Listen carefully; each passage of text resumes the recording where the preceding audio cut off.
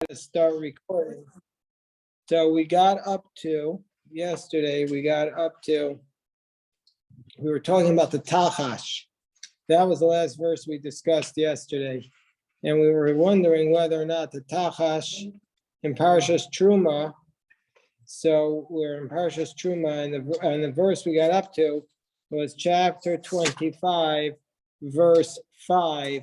And we were talking about the Tachash. Rashi said the Tachash was a creature that came around once, was only created just for that period. And then we were wondering if the Tachash was a kosher animal. That's what's one of the questions was asked yesterday. Tachash. So now we're up to chapter 25, verse 5. We're still reading it, but we're in the middle of it. And it states, it says, you shall take the skins that were dyed red, and the skins, which Rashi says of the Tachash, which is this once in the human history creature, maybe a unicorn, shitim, and this the special wood called the acacia wood. So Rashi says, where did they have this acacia wood in the wilderness? Oh, by the way, I wanted to say that we're not meeting tomorrow night because I'm going to Borough Park to bake the matzah, so we won't be able to meet tomorrow night. So from where did they get this acacia wood? Where did they get in the wilderness? So Pirish Rabbi Tanchuma, Yaakov Avinu, Sipa, the Ruach HaKodesh. Jacob, our forefather, anticipated this with Ruach HaKodesh, and he expected it. And she saw Shatidin Yisrael of no Mishkan Bamidbar. He foresaw that the Jewish people would build a wilderness, a Mishkan in the wilderness. Vehevi Arazim u'Mitzrayim u'Ta'am, and he brought the cedar trees to Egypt, and he planted them. V'tziva levanav u'etlav imahem k'shiyatzu miMitzrayim, and he commanded his children to take them with them when they left Egypt. So Rashi planted the cedars in Egypt, and then they took them with them. Now, cedars are not acacia wood, but the Gemara in Rosh Hashanah tells us that there are 10 different types of these trees, and one of them is the shita. Okay, so that tells us that Jacob planted while he was in Egypt the seeds of the Mishkan. Then the verse tells us shemen la'meor, we have oil for the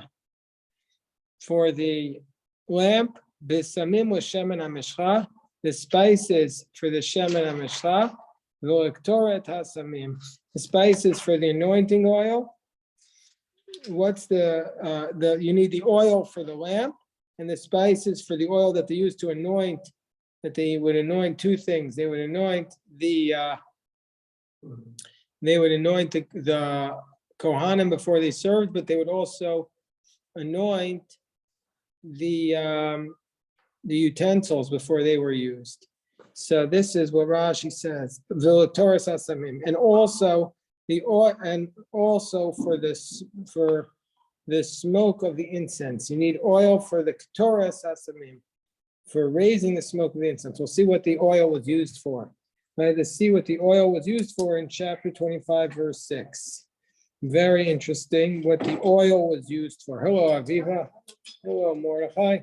So what was the oil used for? Says the verse, Shemen Zayis Zach. They needed pure oil, La'alot Ner Tamid, to raise up the Ner Tamid, an eternal light. Bisamim was Shemen HaMishcha, the spices for the Shemen HaMishcha, for the anointing oil. Shenasa L'mshoach Klei HaMishkan, VaMishkan L'tacho. This was made to anoint the implements of the Mishkan and the Mishkan itself, and to sanctify it. So they used it, they needed the oil to pour it on the utensils and the Mishkan itself. And spices were required for it. Meaning to say it wasn't enough just to have the oil, that they needed to add spices to it, which the Torah is going to tell us about in Parashas Kisisa. And then, the Lectorat Hasamim. What did they need the oil for the Ketores? That the Ketores was the incense that they would use every single morning and every night.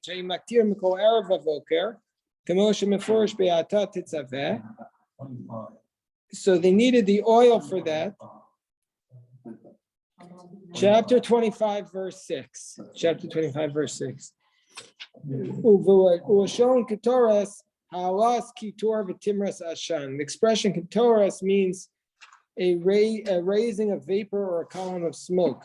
So this incense would this incense which they used to raise the smoke of the incense would require oil to be added to it. We require oil. So, okay, now we're up to verse 7. Avnei Shoam and Avnei Miluim. So these are the stones of the Shoam stones and the stones of the Miluim for the ephod and for the Choshen. What are these stones? What's their story?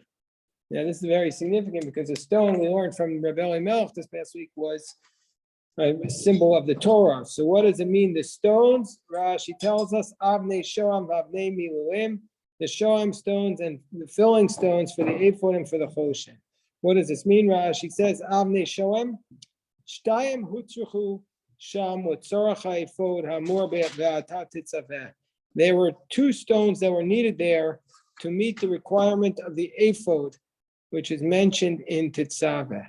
So basically, a Shoam stone was used in the Choshen, but that's not what we're talking about here. The ones mentioned here are the stones of the ephod. So there were two Shoam stones that were needed. Avnei Shoam, that they were needed. Rashi says that there were two stones needed for the ephod. That the ephod was the apron and it had the stones on it.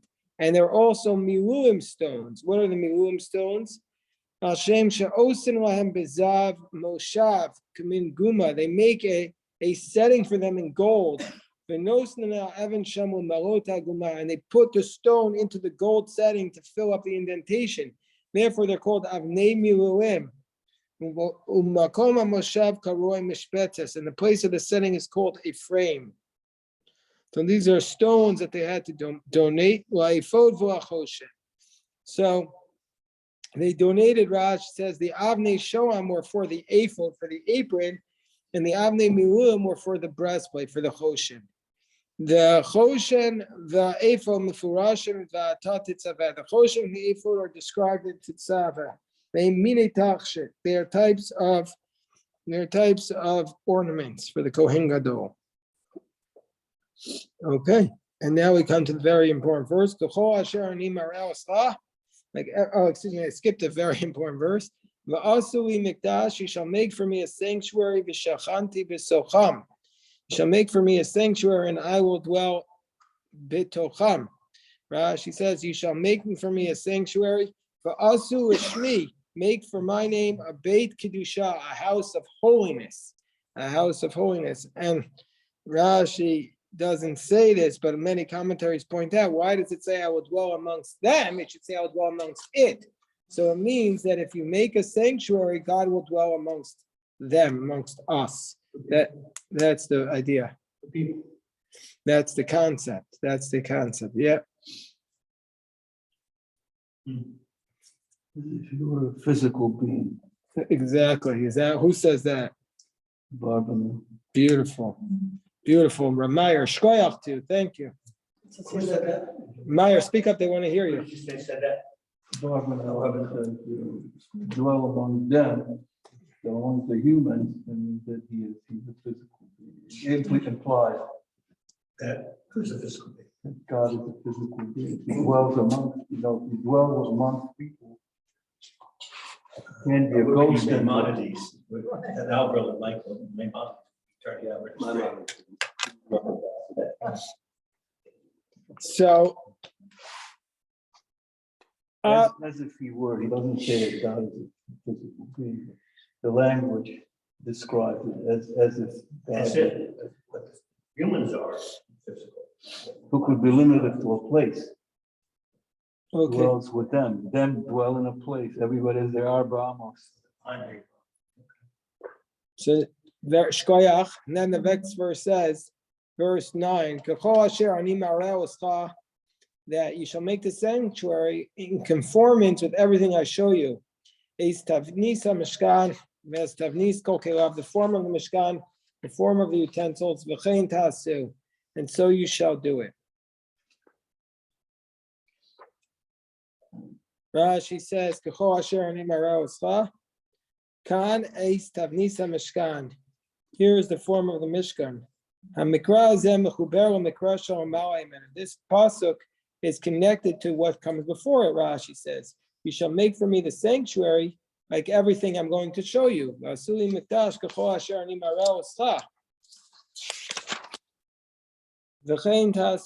you shall do. Rashi says, "Lidoros," in future generations. What does that mean? If you lose one of the utensils, or when you make for me the implements of the house forever, when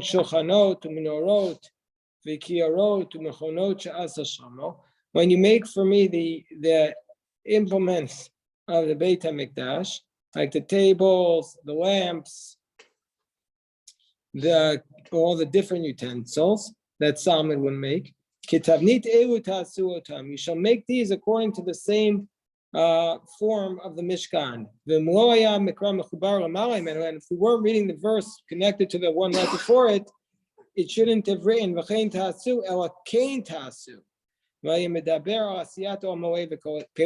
fact that it says the vav, the conjunctive, it implies, and so you shall do, connected to the earlier verse. Otherwise, it would have said, so you shall do. But now we're seeing that it's connected to the earlier verse.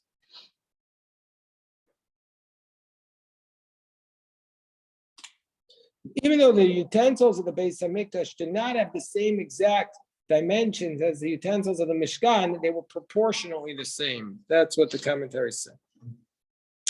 Says the verse, Va'asu Aron. So now we're going to go straight into the Aron, into the ark. Va'asu Aron, and you shall make the ark out of atzei shittim, acacia wood, amatayim v'chetzi arko, 2.5 amos long, v'ama v'chetzi rachbo, 1 amma and a half wide, v'ama v'chetzi komato, and 1 amma and a half tall. Rashi says, what does this mean? V'asu aron, kamin aronot she'usim below raglayim. You shall make an aron, this, what we call the ark. Rashi says to make it like an aronot, like a cabinet that they make without legs. Asum kamina argaz, you make it like a box. Shekorin ishkrin belaz. In French, and eskrin. Anybody know French? Eskrin, ekrin. It's a box for storing jewels in French. Anybody here know French? Yeah. Okay, good. Nobody, not, anyway. Okay, in chest. Okay. Yoshev al Shuab. That this is a box that does not rest on anything else. It rests on its own legs. Next verse tells us, Vitzipita utod zahav tahor. You shall cover it with pure gold. What'd you say, Meir? Yeah, pure gold. Mibayit michutz titzapenu. From the outside and the inside, you shall cover it. V'asita olav zer zahav saviv, and you make a crown around it. Rashi says, you cover it from the outside and the inside. Betzalel made 3 arks. 2 of them were made out of gold. 1 of them was made out of wood. So Rashi is telling us that there were 3 boxes. 2 of them were made out of gold, and 1 of them were made out of wood. So we'll see how that works. Each one of them had 4 walls and a bottom. The boxes were open on the top. Natan shel eitz b'toch shel zahav. He put the bottom one was gold, then he put a wood, and then in the middle one, v'shel zahav b'toch eitz, and then he put another one of gold into it. V'chipas fato al yonah b'zahav, and he covered up the upper lip with gold. So then he put nimtza mitzupah mibayit michutz. So he overlaid its rim with gold. And that's how he got it. That's how he got it. That's what it's covered on the outside and the inside with gold. Okay. So why does he need 3 boxes here? Why does the ark need 3 boxes? What's wrong with 1 box? Why does it need wood inside? So questions to think about. What's the significance of the 3? That's well, the way they approach this issue is that if it was made of pure gold, which was the original intention, it would have been way too heavy for anyone to carry it.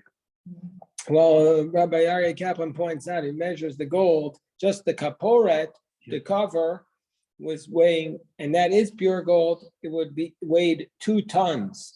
So the Talmud says, you can't carry the ark. Right. Nobody could carry the ark. Aro no seas atzmo, the ark carried itself. Nobody could carry it. Right. The ark. Not only the carrying issue, there's a second issue involved, and that is that everything comes from the donations, and if they collected every gold they had, they still wouldn't have come up with the amount necessary for this kind of an engineering problem. Now you So sound like Dan. That's the kind of point Dan. would Well, make. I mean, you can't make things out of thin air. I mean, you need gold. I mean, Yeah. that's what the order calls for. It's interesting that Rashi says where'd they get the acacia wood, but he doesn't say where you get the gold. But they are going to tell us where we get the precious Well, stones. that's The why- gold they must have got from Egypt. That's why they arrived at the consensus that the gold was gold plated. That's who says that? Gershon. Gersonides? Yeah. Wow, interesting. Rashi doesn't say that, but very interesting. Very interesting, Meyer. All right, so now Well, these guys get pretty into worked it. up. They get worked up. Like the Barnell says, I wouldn't even honor that with an answer. I mean, I don't understand these guys. They're really cold. So now we say the golden crown. What's a golden crown? It's like that's the equivalent to like people on Twitter, they get all worked up into their arguments, but really, like that's the way they communicated. They were doing it lishma. So And the parallel to that is that Moshe brought down the Sarahs. Also, from an engineering point of view, that was so heavy that Moshe would have been impossible to carry 2 massive stones like that. So everything has, like you say, has a miraculous dimension. Yeah, then they say the letters carry themselves. Moshe can't Right. carry the Torah. So then, what does it say? A golden crown. What does that mean? Zer zahav. Rashi says, "What's this golden diadem?" Kamin keter makifos aviv. There was a crown going around it. Lamala misvato, above its edge. They made the outer ark higher than the inner one until it rose opposite the thickness of the lid of the aron, the kaporet, and it was a little bit above it. When the kaporet, which was the cover to the ark, was resting on the walls of the ark, it was resting on it. So then, so basically, there was the walls, and you put the kaporet on top of it, but then there was a little thin crown that went around it. Around the top of it, or? Yeah, around the edge, around the lip of the. Some of you, I'd be surprised. They must have a picture in there, Rabbi Steinsaltz, but that's what happened. And then that would be the golden diadem that went around. And then he states, Where is it? and then it states, Ola Azar Lamal Mikol Vekaporos, Usiman Laketer Shal Torah. This is a sign of the crown of the Torah. And why was this diadem on the Aron? Because the Aron kept the tablets. So the Torah scroll written by Moshe was placed inside there, according to one opinion. But according to another opinion in the Gemara, it was protruding from it. So the Aron represents the study of Torah. Aron equals Torah study, either because just the tablets were in there, or because the tablets and the Torah itself were in there.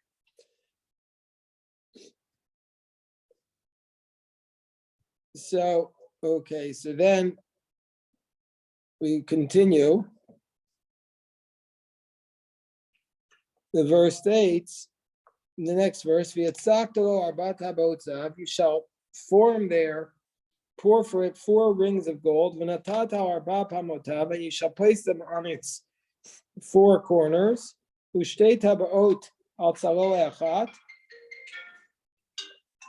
rings on its one side,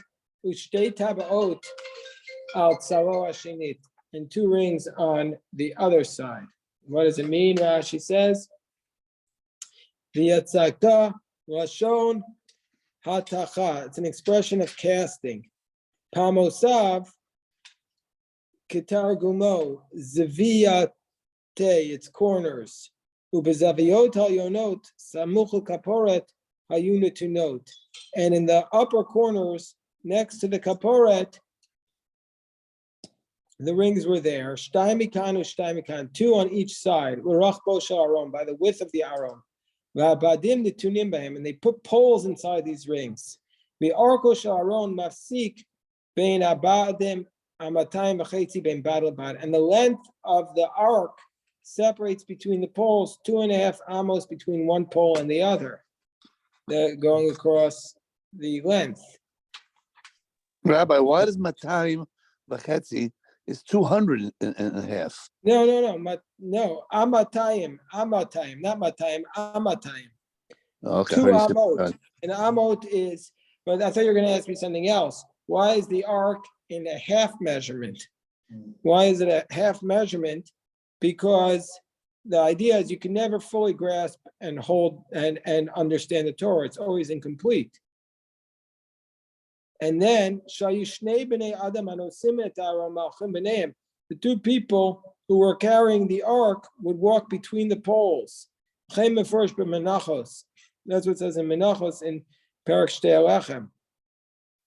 So basically, the 2 people on one side and 2 Levites on the other side, they'd stand between the 2 poles, so the poles would rest on the left shoulders of the Levim on the left of the Aron, and the right poles would rest on the right shoulders of the Levim on the right. So there needs to be enough space for the people to stand in, so that's how they would carry it, according via the length. 4 people would carry it? Yeah, 4 people. But they weren't really carrying it. They just looked like they were carrying it. And they carried it, they stood by the widthwise because they wouldn't be able to stand by the lengthwise for sure. So the rings were not, they basically were, you see the whole picture and you see that they were standing on the 2.5 amos side, which is 15 tefachim. So 2.5 amos, each amma is 18 inches. So therefore we're talking about 45 inches approximately, right? So 36 is 2.5. Right. 45 inches, which is basically almost 4 feet. So you have enough space for 2 men to stand. Okay, and then the verse states, okay. Once it was set in place, it wasn't really moved, was it? What? The poles? The poles never came out. The poles of the ark never left. Why? Because the ark always needed to be able to travel. The Torah always has to travel with us. The ark's never left out. Raiders of the Lost Ark. Yes. Ushtei tabaot al tzaloah echat, and there were 2 rings on one side. And what does that mean? Heinen arba tabaot shebetchilat hamikra. Those are the same 4 rings that are at our set. And the verse tells us where they were located. Okay, we go to the next verse. Badei So what does the verse tell us? Verse Yud Gimel. Vasita badei atzei shitim. You shall make poles out of acacia wood. V'tzipito utam zahav, and cover them with gold. Rashi says badei means motos, poles, because elsewhere bad means linen. So here we're being told it's poles. You should put the poles in the rings on the sides of the ark to carry the ark. And here's the verse I just referred to. In the rings of the ark will be the poles. They can never depart. Rashi says, forever. They were never allowed to be removed. The poles can never be removed. Very significant point. Rashi has to make that point forever. Yes. Yes. In the base of Mikdash, they always talk about the poles of the Aron poking through or being visible. Right. To the Baroka. Right. What's the deal with that? What's the thought behind that? So that's a very good question. What Sheps is referring to, that the Gemara in Yuma. Hello, Tzvi. We have a Kohen here. I know, but Tzvi, Tzvi is the superstar. Binyamin's another superstar. But we get super excited. Yeah, you're just his assistant. So it says in the Gemara in Yoma that the ark, the poles of the ark would push against the curtain, and it would be like a woman pushing out. And it's reminding us that it's a very powerful imagery by reminding us that, at least to me, I always think about it, that we're trying to have this relationship with God that's almost, and this is Kabbalistic, it's going to sound weird, but it's almost erotic, meaning to say such an intimate connection with God, but we can never actually consummate that relationship. But there's like this passionate love for God. That's the concept there. At least to me, that's what it sounds like. There's this passionate, which is, what's the most passionate thing? The thing that's actually removed, that we're not able actually to ever touch. So we're never ever able to get into it. It's almost like this purely special, very intimate space that we could just long for and desire. Does that make sense? Okay, so we have time to do one more verse. The verse states, he shall place into the ark the edut, the testimony that I will give to you. What's the edut? Rashi tells us, et edut haTorah, shehu edut beni ubeinechem. This is the Torah, which is a testimony between me and you. Shetziviti etchem mitzvot haktuvot bo. And I charge you with the commandments that are written in it. That's what Rashi says. So Rashi's telling us that we're going to put these commandments inside the ark, even though they're not yet written. Okay, so it's beautiful, powerful imagery, and then God willing, in our next discussion, which won't be until Tuesday night, God willing, because Monday night we're not going to meet. For this, we're going to, but Tuesday night we'll study the Rashi again. Yasher koach. We'll have a mincha now.